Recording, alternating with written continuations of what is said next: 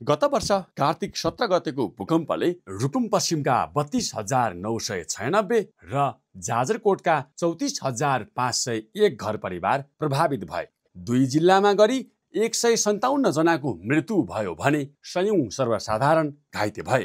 भूकम्पका कारण प्रियजनसँगै घरबास गुमाएका पीडितहरूको अस्थायी टहरामा यति बेला दशैंको खास रौनक छैन। यहाँ यति बेला दशैंको मात्रै होइन, भूकम्पपछि आएका कुनै पनि चाडबाडलाई उनीहरूले उमङ्गमय तरिकाले मनाउन नसकेको बताउँछन्।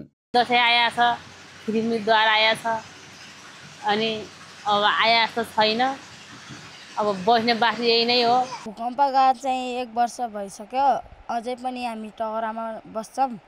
अनि दशैं आएको चाहिँ चलपल छैन, कति रमाइलो पनि छैन। साबिकको घर भूकम्पले भत्काइदिएपछि अस्थायी टहरामा बसिरहेका भूकम्प पीडित भूकम्प प्रतिरोधी स्थायी संरचनाको प्रतीक्षामा रहेको बताउँदै यो विषयमा सरकार गम्भीर नभएको गुनासो गरिरहेका छन्। चाडबाडको माहौलले सबैतिर उमङ्ग छाएका बेला आफूहरूलाई भने यो दशैंको आगमन हर्ष न विस्मात भएको पीडितको भनाइ छ। भूकम्प प्रभावित क्षेत्रमा सर्वसाधारणमा दशैंको उल्लास भन्दा अहिले पनि मनमा डर छ। चाडबाड आयो अनि त्यो पनि हामीलाई मतलब होइन, अझै पनि हामी डराउन खोज्छौँ अनि अझै पनि सन्चो छैन, टहराभित्रको बास छ।